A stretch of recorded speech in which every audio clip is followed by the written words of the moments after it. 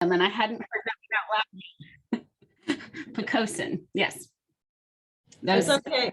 It's okay, Emily. When I was at the FEMA training last month, they looked at me and they were like, because they used Picosin as an example, and they're like, how in the world do you say that? So no one else knows how to say it out of the state of Virginia. So, all right. Okay, cool. Yeah, that's great. Thank you, Emily. Absolutely. Okay, so just really quickly, I put the award list from 2021. It's pretty cool. Floodplain Manager of the Year, Kristen Owen. Flood Mitigation Project of the Year was the Town of Drake's branch for the Downtown Flood Study Project. CRS Community of the Year was Gloucester County. No surprise there. And then Longevity Appreciation Award was John Payne. Also, no surprise there. So great, great awards. Okay. Madison, go ahead. Yeah, so CRS what if reports. So as some of you may know, we've had delays in getting these sometimes when we do our CRS training. So we found out that we can actually request these from Emily. Emily helps us so much already, so she can help us with this too. But kind of the big thing to look at when we are sharing these with folks is that Risk Rating 2.0 won't be fully factored into those what if reports until April 1st, 2023, because Risk Rating 2.0 is getting rolled out as people's policies are renewing. And so they started to roll out April 1st of this year, and they'll continue to do so until April 1st of next year. So the discounts will be kind of staggered on the what if reports until Risk Rating 2.0 is rolled out to all of those policy members. Does that make sense? Okay, try to fit that concretely, but we can still request them. They just won't be fully accurate with the new rating methodology until next year, unfortunately. As I stated a little bit ago, I just went to the 278 course up in Emmitsburg, and I just wanted to highlight some takeaways and some announcements that they spoke of while I was there. There's going to be new elevation certificate forms available coming December 1st. These elevation certificates are meant to be more intuitive to fill out for whoever is filling them out.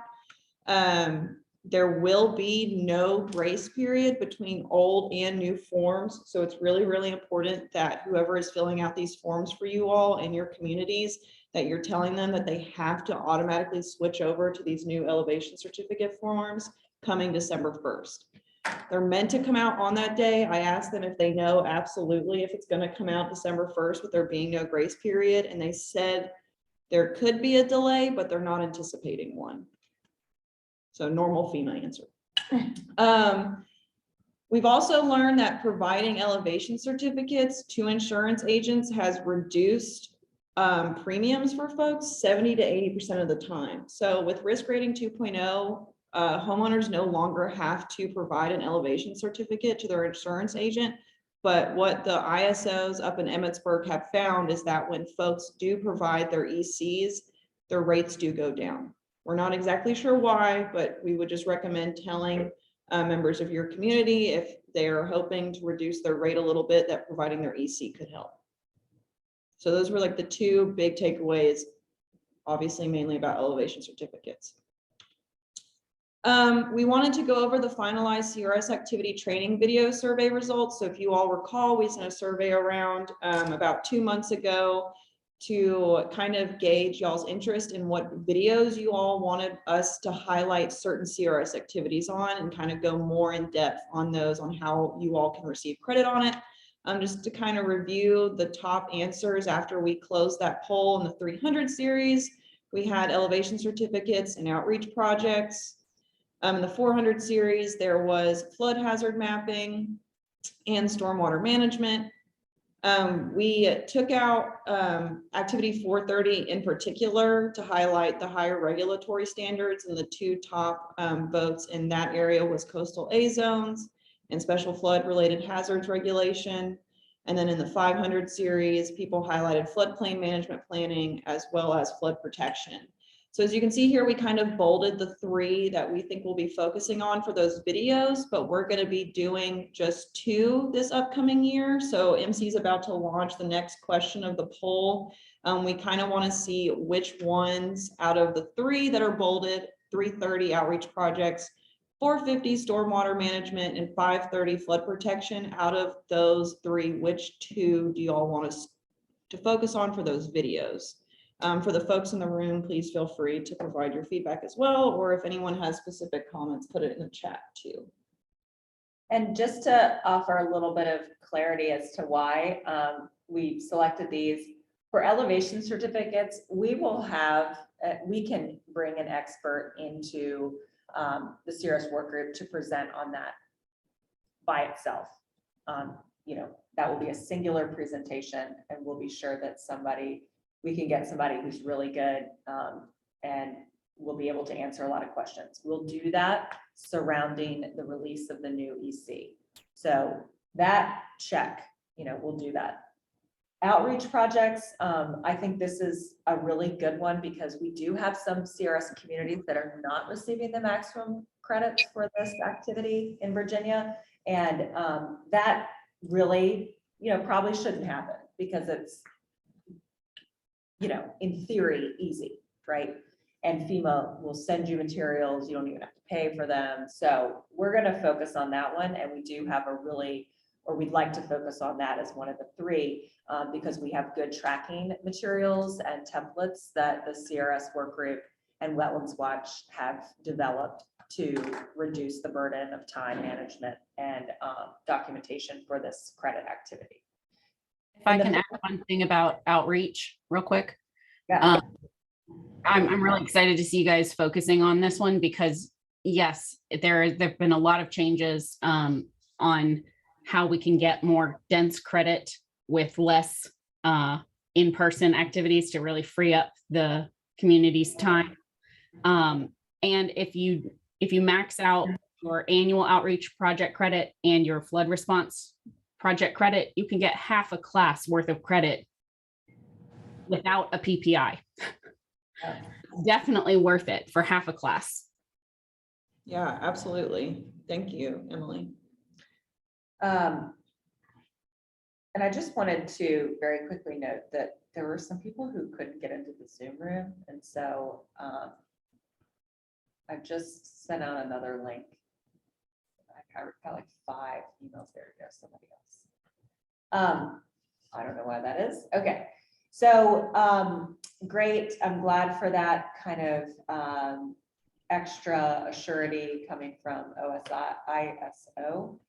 For the 400 series, we definitely think that stormwater management could be a good one to focus on because Virginia has this kind of breakdown between how urban localities are managing their stormwater and how rural localities are managing it. And many of our rural communities in Virginia are passing a lot of the stormwater management over to the state, which creates a lot of confusion in this activity. Although there are some erosion and sediment control credits that are available to all Virginia communities because of their enforcement of the Chesapeake Bay Preservation Act, impact of 2,500 square feet of disturbance in the RPA. So that I think would probably be a good one to focus on. And then we did not include anything in the higher regulatory standards as one to really highlight, because for coastal A zones, this is automatic. All Virginia communities that have coastal A zones will get credit because our state's building code is already requiring that structures built in the coastal A zone are built to V zone construction standards. This is everywhere in the state now. You don't have to do anything to receive this credit. So we don't really need to focus a whole training video on it. Special flood related hazards regulation. This is something that we can focus on in a work group meeting rather than having a specific activity training video dedicated to it.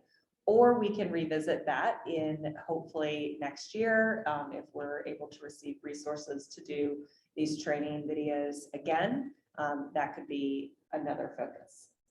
The 500 series, 510 is floodplain management planning, and this is what communities are earning for their participation in regional hazard mitigation plans for the most part. You can also receive credit for locality-specific floodplain planning, and this is not a utilized method of getting these points by the majority of Virginia communities. The city of Portsmouth is the only community, CRS community that I'm aware of that is using its own floodplain plan. Gloucester was previously, but is now using the regional hazard mitigation plan. So this one is really covered by our hazard mitigation planning process. And we also have a video already created from when Shannon Holst was at Wetlands Watch, who's the regional CRS coordinator in Massachusetts for Cape Cod and the surrounding towns. So that, I think, is the reason why we didn't quite feel like we needed to focus on that. Yeah, and then Emily put in the chat something important to remember. The one small thing you need to do to get coastal A zone credit, she said, you need to show that you have at least one developable parcel that's non-open space where the coastal A zone regs control the development, i.e. there is not also V zone on that parcel. And we asked that for at least 5 examples of enforcement. So V zone certificates for your coastal A zone construction. So very light lift there. Okay, yes, good. Thank you for that correction. Cool. So is there any other thoughts on, I know people have been answering the poll. Is there anything anyone in the room wants to know or in the chat? Our poll, if you look on your screen, you should see the results for the folks in the room, what it looks like. We had 52% for 330, 81% for 450, and then 48% for 530. So it looks like based on the poll, it'd be outreach projects and stormwater management is there. And this is just as a reminder, this is just the 2 for this year. We will definitely address future activities in future years. This doesn't mean that we're just doing these 2 only for the end of time.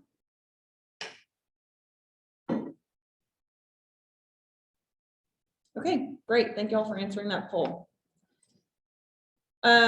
We have new risk rating 2.0 fact sheets. These aren't on our website yet. We're just finalizing a few last minute details. And but due in 2 days. But yeah, but these 2 fact sheets, they're not too much different from the talking point sheet that are already listed on our risk rating 2.0 tracking webpage, which we can throw a link to that in the chat in a second. But we just wanted to kind of condense the really important information down into 1 page. So the fact sheet on the left is like the national impacts that risk rating 2 is having. And then the one on the right is similar information, but then adding a bit more facts, particularly around how it's impacting Virginia. So we have the little bar graph here that shows how many folks are expecting decreases and increases. We have policies enforced by rate class pie chart down here. And then for both, we have the old and new rating methodology listed, the full risk rate caps, the timeline in which FEMA anticipates folks to hit their full risk rates, and then a general overview. Oh, excuse me, on the top of the page. And then we have a message in the chat. Oh, so and MC put the link to our risk rating 2.0 tracking page in the chat. So if you want to see all of this information is already on that webpage. We just put it in a little pretty condensed 1-pager for folks. Yeah, hopefully this is useful. And if it's not, tell us and tell us why. And we'll try to improve. Then we also have a new CRS CBPA buffers fact sheet. So this is a 2-pager because there's just so much great information on this activity. It just breaks down the CBPA resource protection areas with this fun little graph diagram here, and then a general background, what is creditable and what is not creditable for RPAs, how localities, what they'll need to do to receive the CRS credit, the very simple form of the CRS credit calculation, a list of communities who are already receiving these credits, And then we have a couple resources at the very bottom for folks. I know that's kind of hard to see for the folks in the room, but this is a link to the natural floodplain functions form that Gloucester uses as an example. We have a link to the Adapt VA map viewer that highlights RPAs throughout the coastal region. And then we also have a sample of what a locality can put in their zoning ordinance to ensure that they will always, or at least strengthen their ability to continue to have RPAs creditable for CRS down below. So this little, I know you can't read it here in the room, but, and then also on the screen, but once again, we'll share these widely with folks once they're published on our website. It's just the language that you can put within your zoning ordinance to ensure that you keep getting this credit down the line.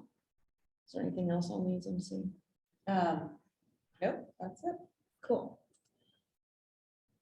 This is so just kind of keeping on the open space credit calculation and documentation.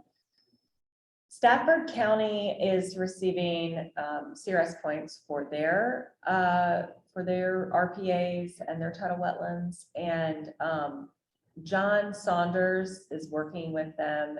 He's been the GIS staff doing this work, and if y'all might know him, he was previously with the city of Fredericksburg, working with Kevin Hutt before he retired.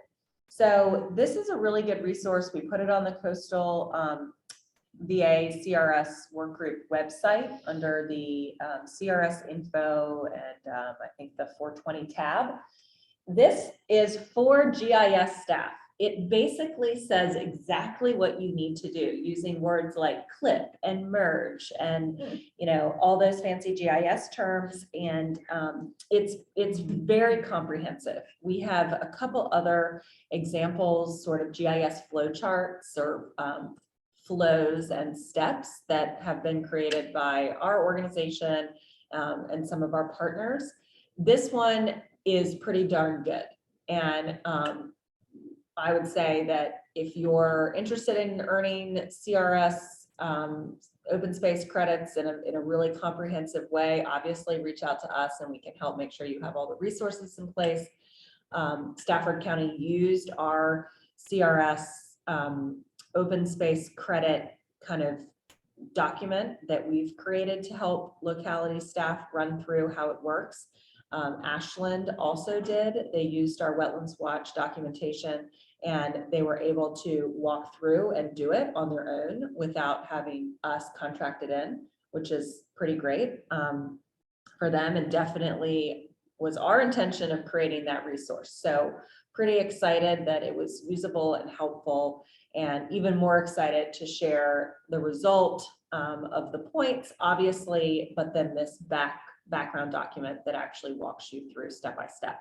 So take a look at this resource, and I hope that it will be as helpful to you as it was to me. Okay, in light of that, to make sure that our fact sheet is as accurate as possible, I want to be sure that I'm not missing somebody. And so if you're on, I've already reached out to the people that I know of who have reached out to us saying, well, we really want to get CRS credits for our RPAs and our wetlands. I've reached out to all of those localities to make sure our list is accurate, but I want to double check that with y'all today. And so the poll question that's up is asking about whether or not you're receiving credits for RPAs and tidal wetlands. So we'll double check your responses against this list. I'll leave that up for a moment so people can clearly see the list. Oh, Janae is waiting.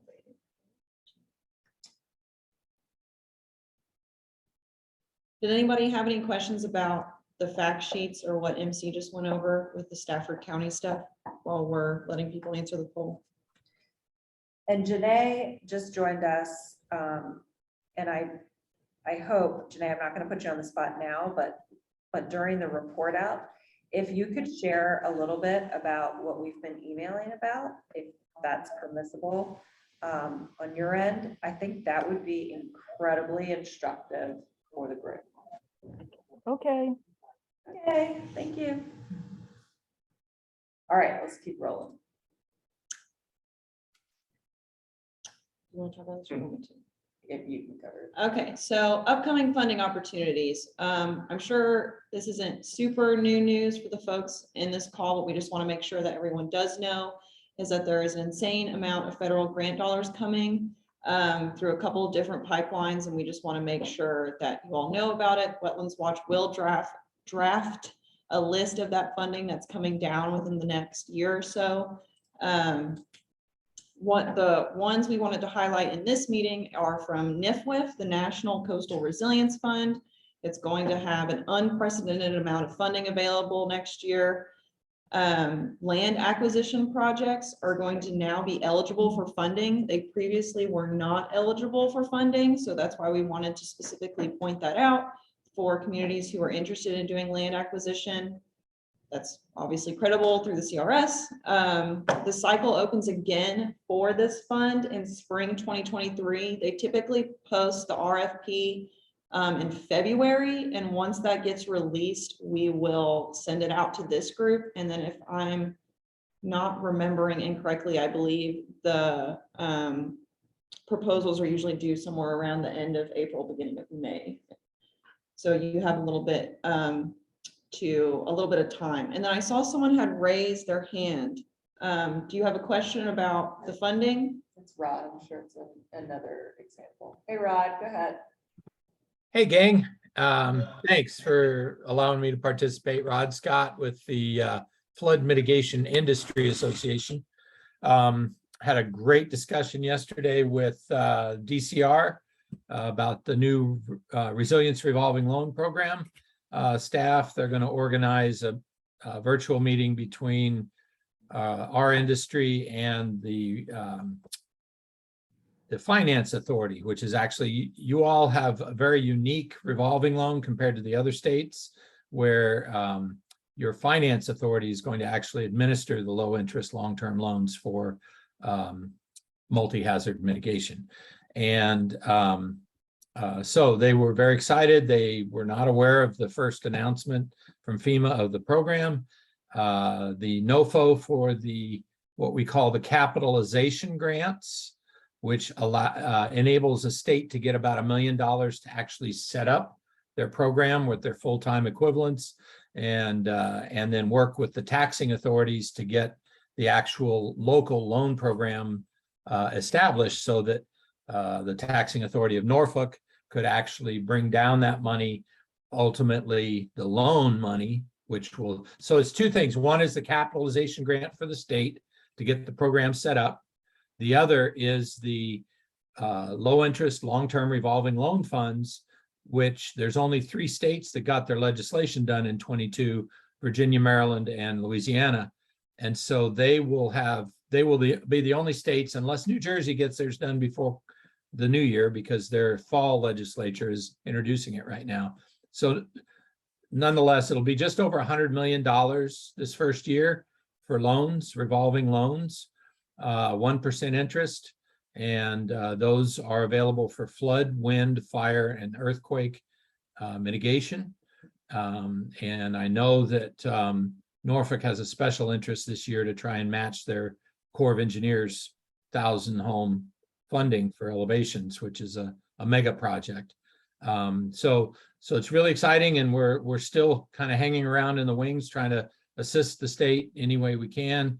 The other side of that is that we don't have the workforce down there for this huge expansion, and we are inquiring of Tidewater and ODU for their community education programming to be able to get that ramped up at the same time the project comes online, because we're gonna have a definite need for more workforce in there that knows and understands how this all works. So we're pretty excited.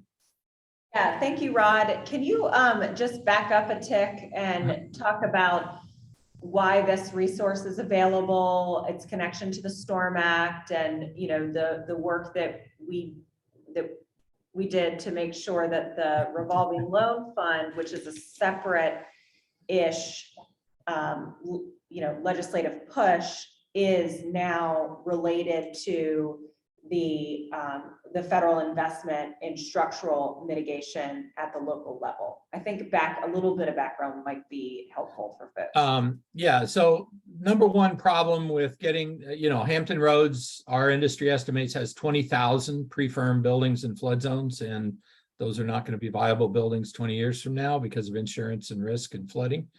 And they produce all the taxes, and you got 180,000 people in uniform in that region, and it's hugely strategic and important. You got to have buildings that don't get flooded. And so, and you're going to be doing some big structural stuff, the flood walls in Norfolk, and who knows, probably going to come out with a bunch of stuff in Virginia Beach with the Corps of Engineers study. We think the whole region needs a flood mitigation study for the Corps. So anyhow, the deal is we just don't have enough financing for these projects. We're never going to have enough loan money. $1 billion a year sounds great for FMA, but you're talking nationwide, 3 or 4 million of these old buildings, and the cost for mitigating them is estimated at $600 billion. So, and we either get it done in the next 10, 15, 20 years, or the insurance is going to chase people out of their buildings and they won't have any values, which means you won't have any tax revenues off those buildings. And so we needed a way to finance this work. And the banks are extremely concerned. Fannie and Freddie are extremely concerned. A huge part of their inventory at Fannie and Freddie are these pre-firm buildings, because the banks are bundling them when they sell them a mortgage and selling them off to Fannie and Freddie. So there's a huge liability and a huge thing coming if we don't get these buildings retrofitted. So we needed a way to finance that. And so the idea was to come up originally with just a flood mitigation revolving loan. So similar to the water revolving loan that we've enjoyed for 40, 50 years to redo our sewer plants and our stormwater and all that kind of stuff. We basically didn't want to recreate the wheel. So we just said, why can't we do one for natural hazards, a revolving loan for natural hazards? And we want to be able to match the big projects. So trying to get money to match a Corps of Engineers project is kind of like pulling teeth without anesthetic. What are you going to do? Raise your taxes on everybody to get, just matching the Norfolk project is a huge amount of money. And you can't raise taxes on people because they'll get you unelected. So we needed a way to borrow the financing we need, pay it off over 20, 30 years at a very low interest rate to get this asset inventory that's going to crush us if we don't get them retrofitted. And so, so basically the other side of it is individual loans to property owners. So instead of waiting 3 or 4 years for a grant from FEMA, or worse, having to go through a disaster and have HMGP or HUD money, and there's never enough of that to repair and mitigate what's been damaged, just be able to take out a loan as a property owner, commercial property owner, residential property owner, attach the loan to your taxes. It'll be outside the mortgage envelope, because we have a law in this country that you can't loan a property owner more than 80% of the value of their property. So we've got to attach it to the taxes, pay it off over 30 years. We insisted in the model legislation, and Virginia passed it also, is having a low income or income challenged family forgivability to match with the Justice 40 initiative coming out of the Biden administration. And it's the right thing to do, especially in these beach communities and smaller rural communities up the Chesapeake. You've got a lot of income challenged families there that desperately need to get their buildings mitigated. So we're actually got a graduating scale of forgivability based on income. So basically the rest of us will pick up that loan after about 5 years of payments. So all the rules for this program are currently being written at DCR and the Finance Authority. This is revolutionary. We've never done a loan to mitigate natural hazards in the world. The US is the first to try it. And Virginia, Maryland, and Louisiana are the first to undertake this challenge to get it up and running get the loans out to either match these large projects or individual property owners. And it's going to explode the work in your area, as you can understand. And so we've got to have more elevation capacity in your area. We have very little dry flood proofing experience in that area.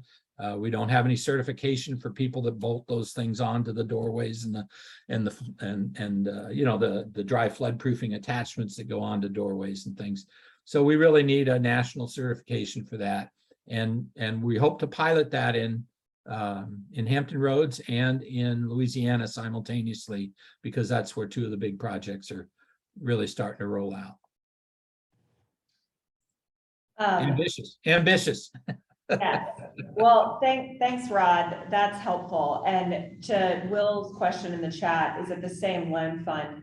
It is the same fund. No, As they're not the same.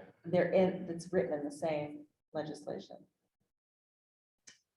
I think it'll be 2 different finance categories. Right, but within the same enabling legislation. No, there is a loan fund written into the CFPF legislation. The revolving loan fund is a separate. Oh, I'm sorry. Exactly. Right. So sorry, but CFPF, the legislature took money out of CFPF Yes. to finance the revolving loan fund, which is connected to what Rod is talking about. Yes. The CFPF has loan capability within the resource itself, within the fund. So CFPF does grants and loans. And then in last general session, money was diverted from Reggie outlays that was associated with CFPF to finance the revolving loan fund that is connected to what Rod is talking about, but is a separate bucket of money. So just in case it's not confusing enough, that is the way that it works. And if it's helpful to create a little flow chart, that's something that we can do to help people understand it. But we changed the revolving loan fund legislative language, which was already established and already introduced, so it would fit the needs of the program that Rod is talking about, where the federal government is passing money down through 2 states that passed this legislation to enable the initial startup financing costs of this program. So that's the backstory. There's FEMA money coming down that will be channeled through that resource.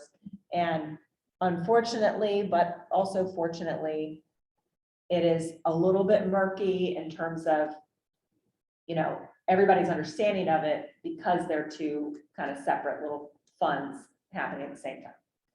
And technically 3, if you count CFPF.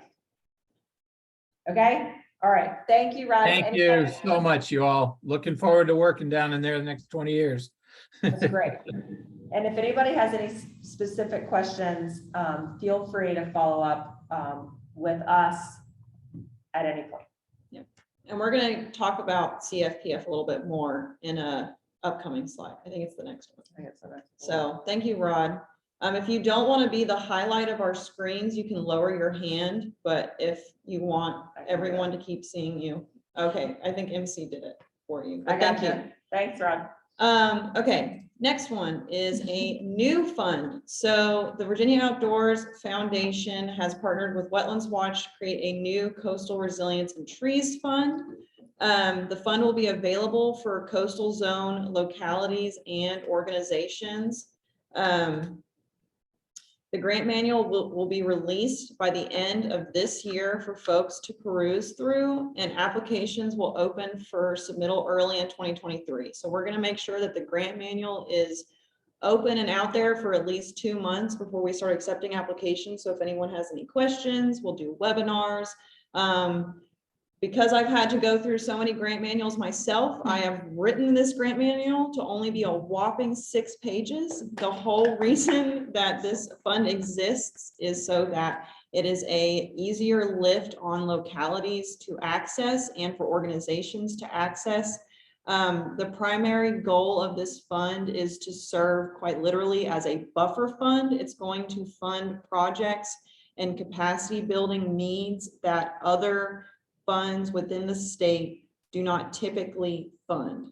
So we're going to be doing maintenance, maintenance and operations, design plans, buffers for living shoreline projects and other BMPs. Once again, all of the details on what is fundable and what is not fundable will be included in these pretty little charts that I made in the grant manual. We're just getting everything finalized with BOF to make sure all of our bows are tied neatly before we release it to the public, but we are hoping to release the grant manual in November. Okay, and just to be perfectly clear, this is not a Wetlands Watch project happening in a vacuum. This is something that we are working with stakeholders and potential applicants of this fund to develop the grant manual. So it's not just Madison sitting and writing this no. by herself. Oh, no. Okay, this is a collective Yes. feedback sensitive process. So we have done a needs assessment and we're doing follow-up individual one-on-one conversations with nonprofits that do this work all the time. Yep. And with localities who do this work all the time. So stay tuned to be contacted for in-depth discussions about the grant manual with feedback that will be incorporated in its final release. Okay, so just want to be really transparent, and the approvals and all that stuff is happening with an advisory board that is going to include members of the, of this field. And we will not be the ultimate decision makers. It'll be a process that will have incredible amounts of transparency, because that is, we know that we have conflicts when grant programs do not have that. And so we're trying to, model good behavior. So just to offer a little bit more detail. Oh, yes, absolutely. It's not just me writing this. And thank you for that clarity, MC. And also the other Wetlands Watch staff who are working on this are Stacy McGraw, who started with Wetlands Watch back in November. She works under Shereen Hughes with the CBLP program, and then also Ross Weaver. And Stacy is the lead on this project, and she is a former executive director of a native plant society. She is incredibly experienced in this work, and Ross and Madison are on the team as well. Yes. And if you don't know, it's fine, but are you all envisioning a match component for these projects? Yeah, so we are currently envisioning that there will be little to no match for most projects. This fund, once again, will release the grant manual soon, within the next couple months or so, but these are meant to fund small projects, so nothing more than $10,000 is kind of our vision.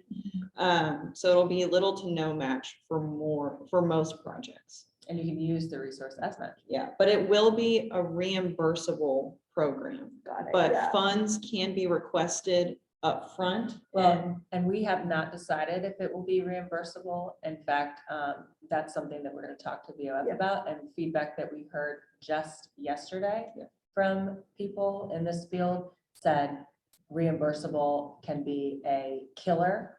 And so knowing that, we will be hoping to pursue an easy ability for it to be paid in advance. Thanks. Just budget season Yep. upon us. so, Absolutely, you yeah. know, Yep. Departments are interested, want to be upfront if you're Yeah. expecting a match. Yep. Absolutely, yeah. Any other questions before we move on? Once again, all will be revealed when the grant manual comes out, but if there's any other general questions, we can help to answer. And if you would like to sit down and talk to us and review the materials that have been provided and offer your feedback, please contact us and we'll be sure that you're a part of that discussion. I mean, we are going to reach out to some of the known entities that are doing a lot of this work. But if you specifically want to be sure that you're sitting down with us and offering your feedback, then just email. This is supposed to be, really, really heavy on the engagement. Great. If you guys think of questions later on, please feel free to email myself or MC. Community Flood Preparedness Fund. Oh my gosh, everybody check your email So- before we do it. Ben, do you have anything? We got an email that was saying that they're gonna have to follow up with us on at least one of our applications. Did you get an email saying any were approved? Not yet, no. Okay, so what we're talking Oh my about is the Community Flood Preparedness Fund. We have gotten it in writing at Hot off least the presses. twice that. Wait, Nora Jackson got an email. Oh, what did she Okay, say? Nora, unmute. Okay, do we want to Yes. talk about what we're talking? I mean, Okay, all right, go for it, Nora. okay, I mean, we got the, oh, sorry, there's a dog coming to join me too. Yeah, so it said that it was awarded, but we're gonna be getting a letter with more details later. And considering that they axed the budget in my round 2 proposal, I don't even know if it's even possible to do a project still with that. I'm not holding my breath, but it's positive that they sent an email at least. So I'm happy about that. Is the thing online or no?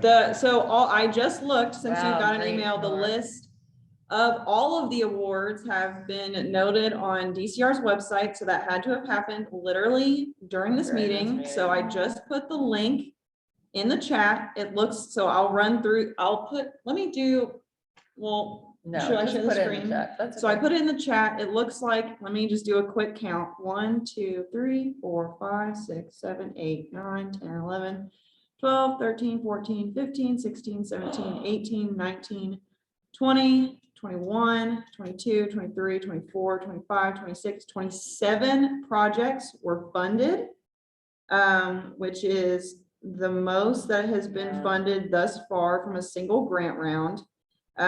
It looks, let's see if we can run through some that are relevant to this A lot of group. studies. Beach got. $2 Yeah, we million got for Beach stuff. got- City of, what? City of Suffolk got 65,000 for a study. City of Norfolk got around $1 million for their Riverside Memorial Cemetery Shoreline Stabilization Project. Virginia Beach got $2 million for their First Colonial Road and Oceana Boulevard stormwater improvements. Trying to look, Suffolk got $149,000 for a feasibility study. The city of Chesapeake got $92,000 for a hydraulic and hydrologic study of Goose Creek watershed. Oh my gosh. Um, And sorry, we're just having live reactions to what got funded and what didn't get funded in the room. But obviously there is a wide range of other applications that were approved outside of HRPDC or outside of, excuse me, out of the Hampton Roads region. There was a press release that DCR sent out. It says they announced only $13.6 million total of those 40? 27. So So they're going back and talking to people. I think that's, yeah. So Probably, yeah. there's probably a bunch of Like people a that got the same FEMA email that I under did. further review. Yeah, okay, all right, It geez. says, yeah, it says 32 proposals that totaled $68 million would be given a 60-day supplemental review period. Okay, Mm. okay, interesting. John Bateman notes that still most is going to urban areas. Yeah, I mean, there's some in 40 Albemarle million. County, King George And- County, a lot of capacity building planning still. And see, it Yes. says here also that in the press release that they've been authorized to release an additional $30 million for round 3 to go along with the 40 that was initially set aside. So that would be up to 70 So they can. total. Well, I mean, it still wouldn't be the full 93, but it No. would be, a lot More. more. Okay, so just to summarize Wow, what that's we've great. just found out is that round 3 awards were announced. I feel like a news anchor because I'm in this little Brady Bunch bubble and we're announcing things. So coming to you live from Chesapeake, Virginia. Yeah, so 32, excuse me, it was 27 projects got funded. It was a total of $13.6 million. As a reminder, there was $40 million available in round 3. These applications were due back in April 8th, in case anyone's like it's been forever. It has been forever. And I know Matt Dallin's on the call too. So if you will want to provide any extra information that you may have, don't mean to put you on the spot, Matt. That's like, no. No, thank you. I'm good. But there's going to be an additional $30 million added to that original 40 million, because since this round originally closed in April 8th, the fund has received almost another $100 million. So there's plenty of money in that fund for them to do this with. And they are, oh, yeah, it says DCR announced 32 of those proposals that came in from round 3, totaling $68 million in requests, will be given a 2-month supplemental review period. So please make sure you all are checking your emails to see if you are one of those 32 proposals that they asked to have a supplemental review period.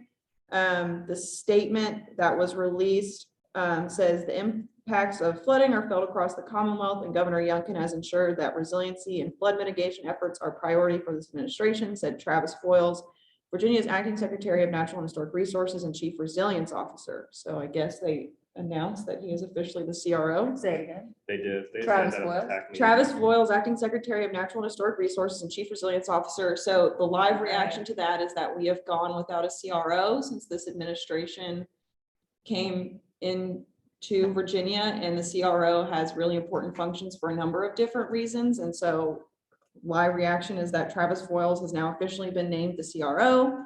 The finishing quote on that is, these projects will support important flood protection and resilience efforts in inland and coastal communities across Virginia. Okay, great. Let me check the chat on my end to see if there's any questions. I'd like to know the results of the MP's living shoreline proposals. Mayo Island is up for sale. These are pending. All right, so let me get through the rest of this slide, and then maybe we can talk about it a little bit, because there's some other things included in here. So round 3 awards were just announced. So round 4 we'll talk about for just a second, and then we can discuss this generally if folks want to. The round 4 grant manual is anticipated to be released for public comment by the end of this calendar year. We were told by Matt Wells 2 weeks ago that, what? He's the DCR. Oh, yeah, he is the director of DCR. So not Matt Dallin, the one who is currently on the call with us. There's just so many Matts. Said that they are going to try and align the manual processes for grant 4 of CFPF with the grant manual process for the loan fund that we were just talking about, the revolving loan fund. So they are anticipated to release both of those manuals at the same time for public comment. And that round 4 applications are anticipated to open for submittal early next year. Once again, they're trying to release that alongside the new revolving loan fund. So both of those things will come out around the same time, or at least that is what they are hoping. Okay, does anyone have any questions they would like to come off mute for in terms of the awards that were just announced? Obviously, we don't know much because it happened during this meeting, but I can try. And then any questions about round 4?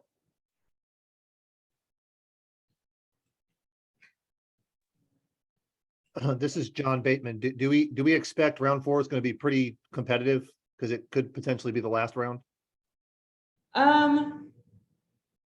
We haven't really gotten a gauge of that yet. I would assume that it's going to be pretty competitive because there is so much money that sitting in the fund right now from there being such a long delay from round 3. Once again, that's probably why they're adding another $30 million on top of the 40 million, but that still leaves a good bit of money in the fund. And we will have, at least depending on if DCR sticks with their timing on when round 4 is coming out, there will be one more auction from Reggie in December. And we are anticipating that that will be at least another $30 million put into the fund. So it should be another good chunk of money. And I would imagine, I mean, given the amount of applications that were put in round 3, that round 4 will be at least equally competitive. And there was, for a reminder, there was $94 million worth of applications submitted. But a good chunk of that was the $25 million application that Norfolk put in to try and get their match for their flood wall. So, but yes, John, I would anticipate that it's probably going to be pretty competitive. And nobody from Norfolk's on to see if they. I didn't assume see the it. match is part of the, because they got the flood wall project money. The shoreline stabilization project, yeah. Do what? The shoreline cemetery? Yes. Cemetery project. Correct, not the flood wall. Um, Okay, let's keep going. Yep, okay. We will talk about this more in the November meeting when we are able, I'll do my little spreadsheet review of all of the awards that were applicated and break them down, and I can share with you all of the findings from that during our next meeting in November. Reggie update. Oh, go ahead, John. Or was that someone else? Sorry. Yeah, this is Will Knuckles from Colonial Beach. So with the larger amount of money coming in and them sitting on so much, do you get the feeling that that means that they're looking to award more projects, or that scale matters and that they're going to want to have like pretty large projects so that they can push this money out the door? I would say that Yes. I think probably yes, generally to both, but the other thing I was looking, because we've helped a number of communities put in applications for this round, and I'm really happy to see, it's not in this region, but Shenandoah County received their 3,000, so way less money, dollar grant for their staff capacity. And it just as a reminder of why that number is important is that there is no match required at all for planning and capacity building grants if it's less than $3,000. So we helped them put in an application that was really small just to get 3 of their town members CFM trained, because they currently have no CFMs. So we calculated it out, made sure it was below $3,000. So they will get that full $3,000 with no match required. So we know that at least one priority of the fund and DCR staff is that they really do want to try and prioritize those planning and capacity building applications, since they made a resilience plan required to access those project funds. And also you have to have a locally hired CFM approve your project plan. They are, it seems to be, approving those applications regarding getting CFMs and getting staff trained for CFM and for writing those resilience plans, whether it's through staff or through a consultant approved. And then studies generally seem to get approved. It's the projects that tend to be a bit more debatable with along the staff and the administration. And I honestly don't really see a trend in terms of how big those applications are and what gets funded. Because some shoreline projects have only been like $100,000 and have gotten funded. And then like we see here, Virginia Beach got $2 million. So what I anticipate is that they will make an equal amount of money, if not more, available for the next round. So I would say at least $40 million, if not more, because they have it. And then they'll just assess based on what they get, because they have gotten drastically different projects for each of the 3 rounds that have been available thus far. I hope that answers your question at least a little bit. Yes, that's helpful. And as a follow-up in the future, we can get some help on basic eligibility about how they're defining having a plan, the basic plan in order to be eligible. We appreciate some feedback on that offline. Yeah, absolutely. And something to note too, that since we're on this slide, is that they are revising round 4 of this grant program, which means that everything is up to change. So what is required in those resilience plans could change. Wetlands Watch currently has a 3-pager that talks about what it takes to get an approved resilience plan, as well as a resource that kind of outlines the approved resilience plans that DCR has already made known that are approved, so other people can work off of those things. But once again, with this new round, they may adjust the requirements for those. We just have no idea. But we do know, based on previous conversations, that they are looking to adjust the definitions of what community scale means and what low income geographic areas and how those are designated. But once again, we have no finalized answers on that. That is just what's been communicated through conversations in the past. Matt Dallin, if you would like to add anything to that, we would appreciate it, but I totally understand if you aren't able to.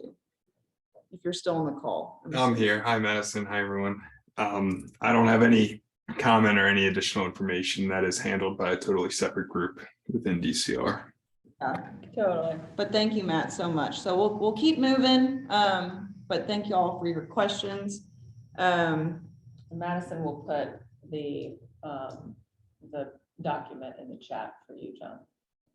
And for others. Yep. All right, we Next. gotta keep moving. Yep. Okay, we'll put a link to the Reggie removal timeline in the chat. This is essentially a document that we created that will help folks understand the process by which the Youngkin administration plans to withdraw from Reggie. This is through regulatory process, not legislative process, which many groups think is not lawful. And if anybody wants to talk about that, we can talk about that, but we're certainly not going to talk about it right now. Okay. This is a little bit of information that is in Matt's wheelhouse. And I just want to highlight that DCR is planning to create 11 watershed plans that will make up the statewide master resilience plan, which is required by statute and required for release in 2026. So DCR is avidly working on RFPs to begin this work. This is a really good opportunity for everyone who is from outside of the coastal zone. Obviously this is statewide, but it really is intended to fill the gaps that have not been filled outside of the coastal zone for really dedicated planning and assessment work. And this is an opportunity for folks outside of the coastal zone to dig deep and engage. We're going to be following this engagement process very carefully, and we'll be working within our networks to highlight when meetings are occurring. We will absolutely funnel that information through the coastal CRS Workgroup, and Wetlands Watch has a staffer that's working on this. And we really want to ensure that the plan that is created is reflective of local and regional concerns and needs. And we're going to be working very closely with DCR to help realize those goals. Hey, MC, one comment on that last discussion topic. So one of the things, we've looked at this proposal, and I'm an alternate member of the master plan TAC, and so was at the meeting.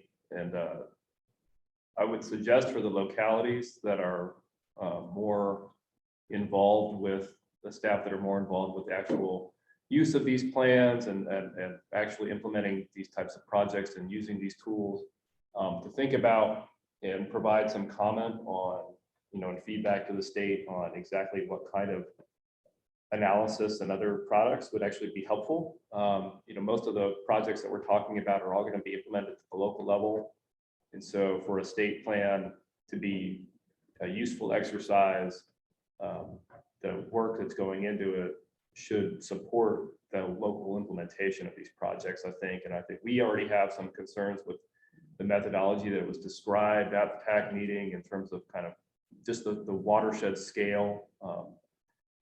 For us, I think the simplest or the number one issue is that it doesn't really differentiate between riverine and coastal environments. And we know that when we're talking about flood planning, figuring out the type of flooding that you're vulnerable to is a key thing that you need to consider in doing that type of planning. And so, if anybody on the line has thoughts about that, or if you want to get back to me and discuss it further, I'd be happy to talk about it. But I think it would be a good idea on the part of all the localities that are here present to provide that kind of feedback to Matt and to others at DCR to help make sure that the statewide plan is as useful as it can be.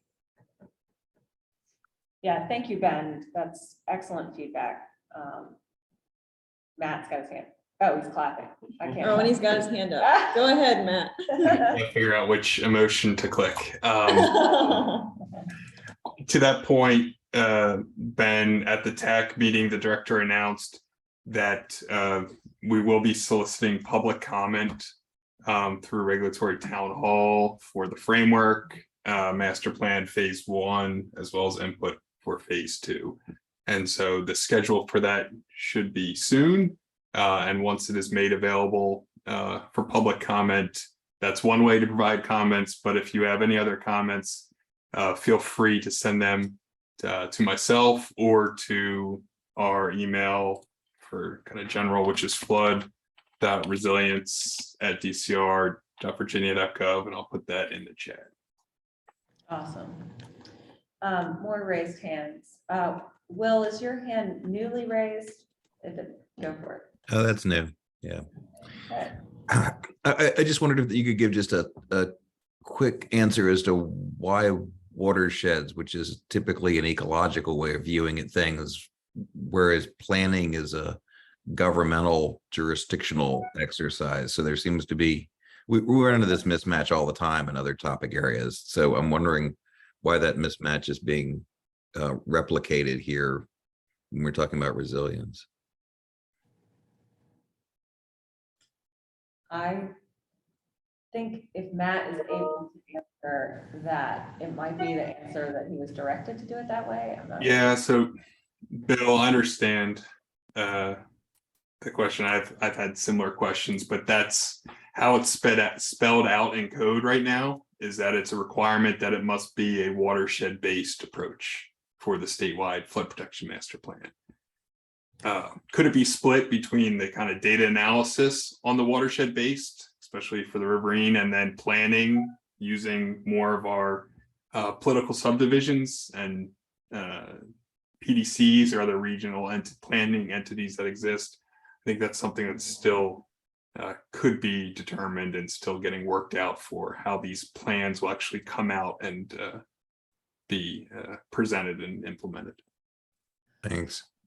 One thing that I just want to quickly note is that Matt and I have had conversations about how these plans can relate to the CRS program. And it's, definitely something that will be continually discussed, but under activity 450 credit, watershed plans are eligible for credits. And while there may not be robust participation all over the state in the CRS program, I think that we're all kind of on the same page now about how regional plans should be written so they are eligible for CRS credit in the event that there are CRS participating communities already represented in the plans, or future CRS participating communities, in the future. So just as an FYI, there will be a nexus, and that's something that Wetlands Watch is very interested in helping DCR accomplish. Okay, great. We're gonna keep moving because we want to be able to get to report outs. Quick list of job opportunities just for people to share around. Emergency management planner for the city of Hampton, resiliency specialist for the city of Hampton, as well as an energy management coordinator for the city of Norfolk. Quickly, if folks want to put in the chat a potential list of other job opportunities that they want folks to know about, please feel free to put it in the chat. Are there any in the room for folks here that we need to outline? Yeah, put them in the chat or email us and we'll be sure to distribute them around too. Great. Catch the King is back for Wetlands Watch. So we have this award-winning Catch the King event that will return on October 29th, 2022. So please put it in your calendars. The link for it is hyperlinked in the PowerPoint, but MC is going to put the link for the registration in the chat as well. We are still awaiting the update for our new Sea Level Rise app, but we will let you all know once it's available to download, which will be very soon. But please, ahead of that, register for this year's event. We're very excited.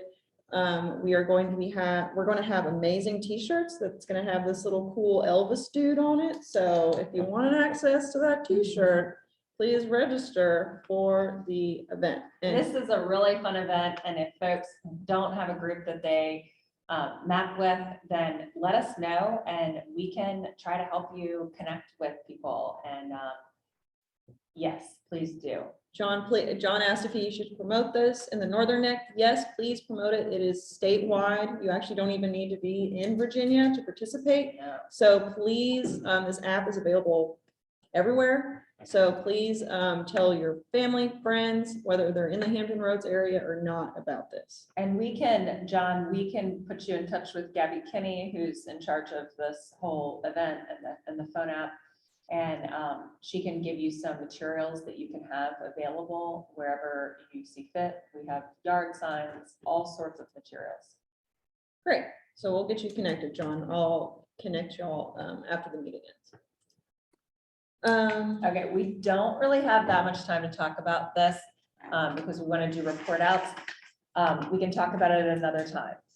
Essentially, we want to be sure that we are engaging CRS communities, which is de facto floodplain managers, on this issue of the Chesapeake Bay Preservation Act, now including coastal resilience and adaptation to sea level rise and climate change. The bill was passed in 2020 that actually requires this, one of the main purposes of the act, to include resilience and climate change. And then after that, the code was reflected. This was reflected in the code directly in the section related to how the Bay boards are required to encourage and promote as criteria for their, actual ordinance work and Bay decision-making board work. And then regulatorily, I don't know why that's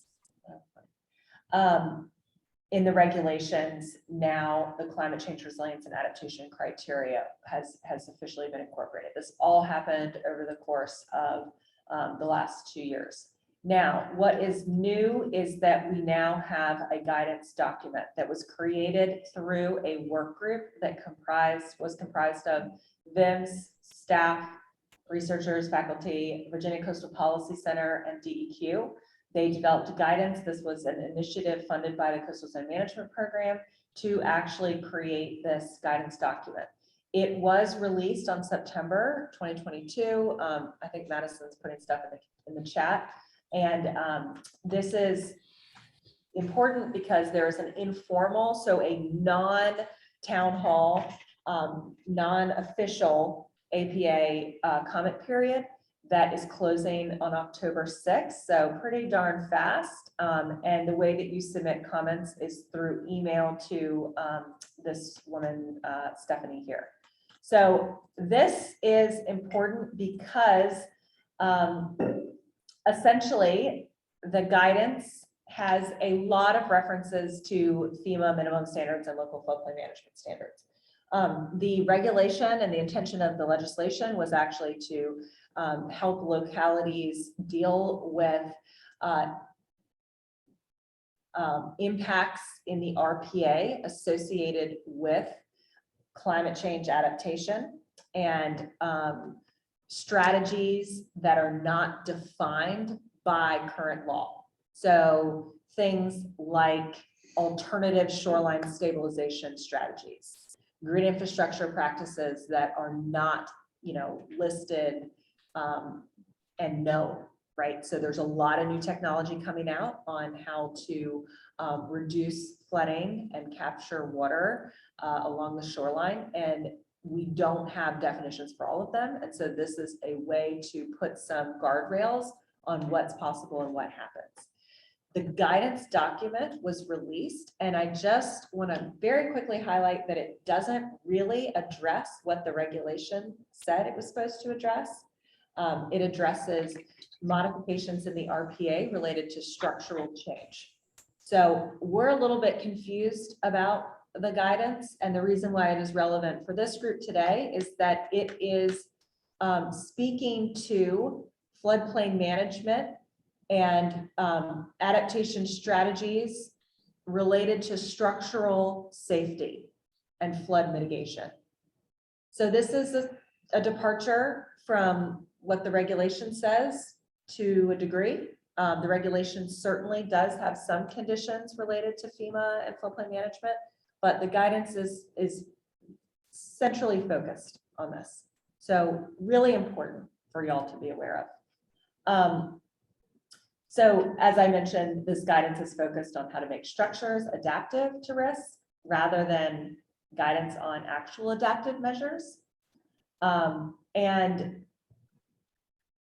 the way that it is the way that it works is that if there's a disturbance in the RPA, a resiliency assessment must be performed. And the resiliency assessment is what triggers a lot of that floodplain stuff. And so you have to include what flood zone the property is in. You have to plan for or acknowledge how the property, the parcel will be impacted by sea level rise using the NOAA intermediate high sea level rise curve. The regulation stipulates that you have to highlight storm impacts using the slosh model. And then you also have to identify the lifespan of the project. So the sources are outlined in the guidance for BFRS and ADAPT Virginia. So this is what's required in the resiliency assessment. And the guidance examples at the bottom of the guidance document, if you scroll all the way down, this is what our local government staff are supposed to be using as guidance for making decisions. And the guidance examples are not exactly reflective of what the resilience assessment is intended to require. And they also are addressing this use of fill as an adaptation measure for elevating buildings and other structures like driveways, which highlights concerns related to sheet flow on adjacent properties. But they're kind of forgetting that if you elevate a driveway to help reduce its impact from flooding and sea level rise, that if your driveway is right next to your primary structure, sheet flow could be a problem if your structure is not elevated accordingly. So there are some issues that are very specific to floodplain managers' knowledge base that are not accurately reflected in this guidance. And I think that it's something we should be aware of. And if you want to dig deeper into this, please let us know, because we will be digging deep between now and October 6th, of course. There is also a reference to the limb wall line, which is in the regulation itself. So obviously wave action is definitely something to be considered. And then, fill is kind of a big one. Okay, so this poll is really important to do because it'll help you get 1.5 credits. Again, if you have comments, please put your comments in the chat about the CBPA. And if you would like to talk offline more in detail, please let me know. As I mentioned, it's pretty obvious we have big concerns with this guidance. Yeah, Mary Kristen, just one thing I'll add to that. We have a lot of concerns with it as well, but for the Hampton Roads floodplain managers that are on the line right now, we're going to be having a meeting with all our CBPA staff next week. So if this is a topic that interests you, please, reach out to them, and you're welcome to attend that meeting with them, or if you just want to relay your concerns through them, that's fine as well. So we'll be providing some comments on the revised guidance document next week.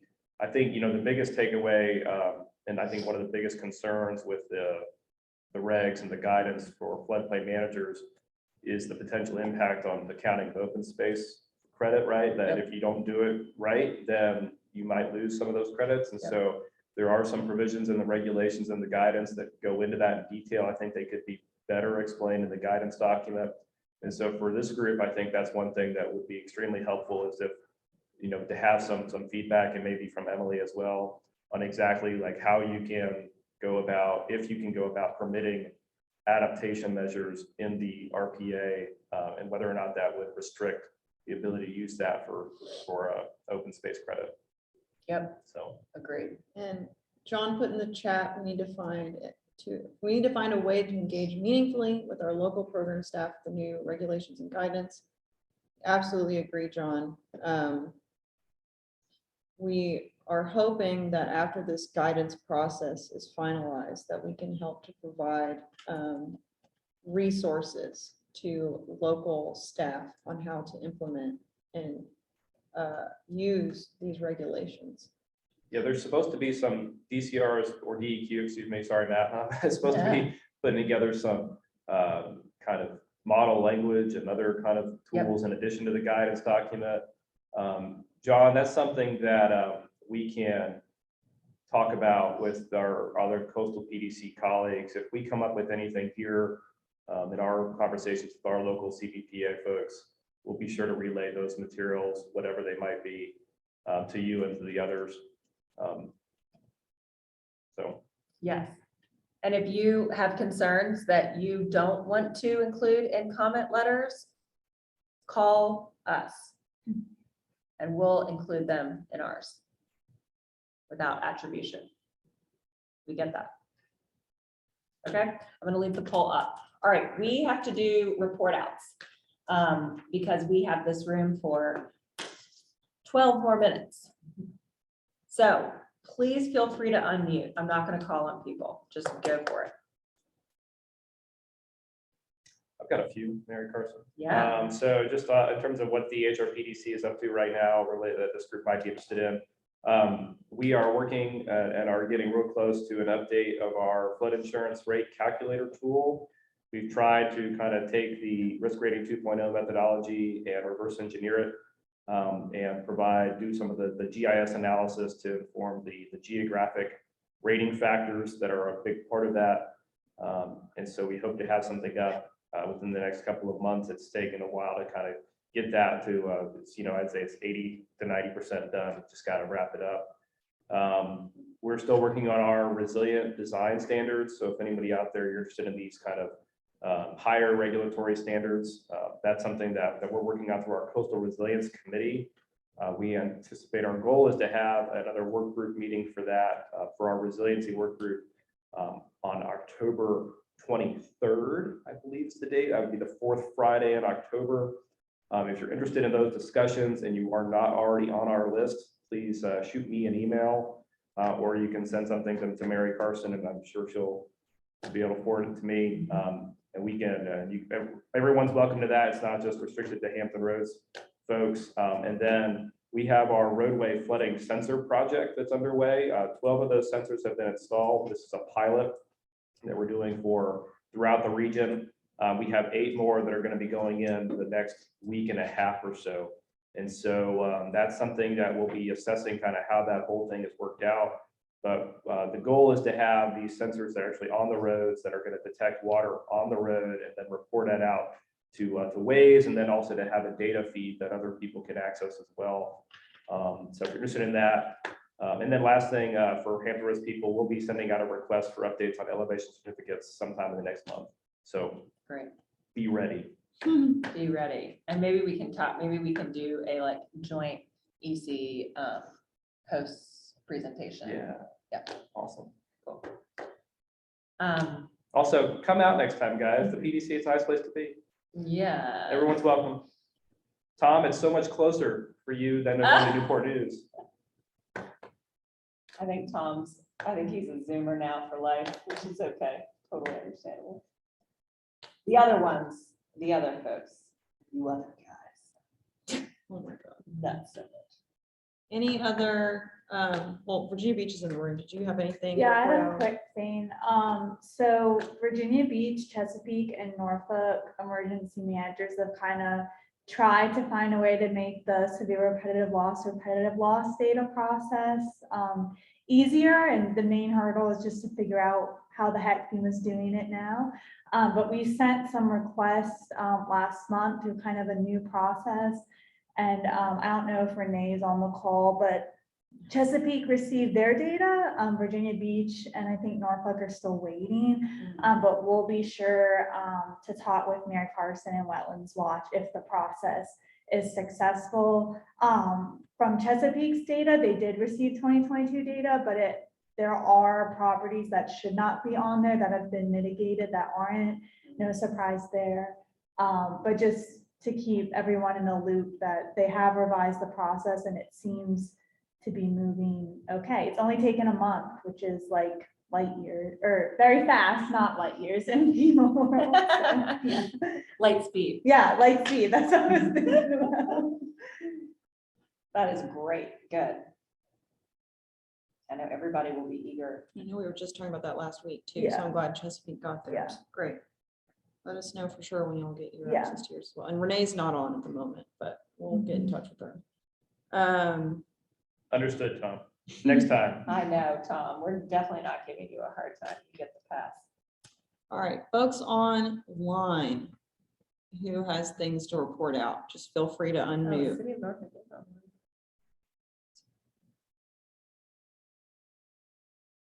No updates. No, we got money and now we're so pumped and Hey, Mary Carson, I meant to email you back though, is that since Emily's saying we should have our letter soon, I can happily present in November. oh, terrific. Thank you. Welcome. Oh, I know, Janae, can you so briefly just explain what y'all are going through? And I'll highlight it as something that we should talk about as a group in the future. Is this about the flooding issue that I had in town? Yes, ma'am. Yep, about the property owner. So I had a property owner contact me because the back of his house was flooding. And he was adamant that it was the town's fault because we weren't maintaining our storm drain system. And I told him that I would look into it. We had a big flood, I think around October 8th or 10th. If you were in Northern Virginia, I think a lot of people would remember we got like a deluge of rain in a short period of time. Anyway, he had just built out his garage and he wanted to be compensated for it. And I went to the town manager and I told him what happened. He was like, well, we're not liable, we're not responsible because we weren't negligent. We actually had staff that went out. Anyway, long story short, I looked on the map to see where he was. Turns out the guy's in a floodplain. Didn't know he was in a floodplain. Bought the house from his mother. His mother didn't know he was in a floodplain and challenged us that it was our fault for not telling him he was in a floodplain when he bought the house. And I said, sorry, but that's actually in the state of Virginia right now, it's your responsibility to find out if you're in a floodplain. It's actually not your realtor's responsibility. It's your realtor's responsibility to tell you that you need to do your own due diligence to find out if you're in a floodplain or not. So I haven't heard from them. I think they're pretty upset with our decision, but in the interim, we're still looking to see if there's something that we can do to relieve some of the flooding, because the developer built a subdivision right on a 100-year floodplain, a tributary that leads to Quantico Creek, which is a major creek that runs through Northern Virginia and dumps out into the Potomac. And although it wasn't mapped, it still existed. And of course, it's very hard to explain to people that the map doesn't make the floodplain. The floodplain existed before we mapped it. We just mapping it as a point of reference, but it's kind of like telling Columbus, you didn't discover America when there were people already there on the continent. But anyway, Yes, ma'am. so that's where we are.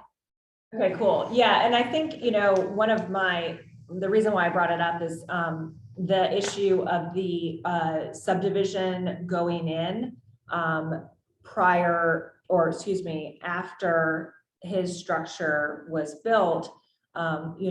This issue of kind of touching a place and potentially diverting water or having an impact to flooding because of alteration of the landscape, and then seeing flooding occur as, after the fact.